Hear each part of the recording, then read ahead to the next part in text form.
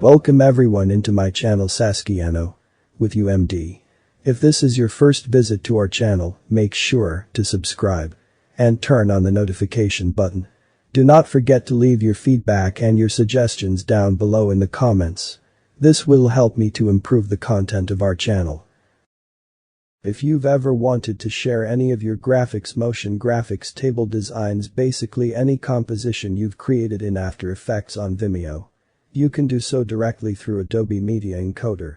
So, let's start by looking at our After Effects project and double-clicking on the big wave composition in the project panel to make it active in the timeline. I will actually move my current time indicator back to frame 0 and press the space bar so we can actually preview the animation. Notice it's not much of animation, it's more of an edit with some graphics over top. But this would be something that I would go ahead and share on my Vimeo page. So, to do that I will press the space bar to stop playback. And I'll go open our composition and choose Add to Adobe Media Encoder Queue. So, whenever you load something into the queue, it will remember whatever settings you used last time and attempt to apply those settings to your new file.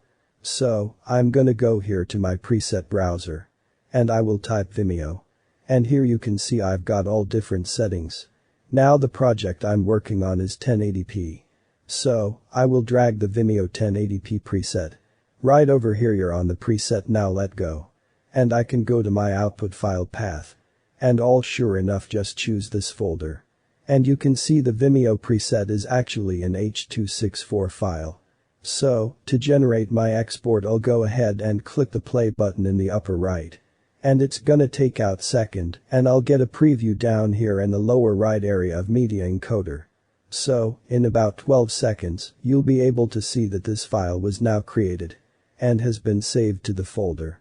So, I'll just click on the output file name and then double click on the file itself to open it so we can preview what we're going to upload to Vimeo.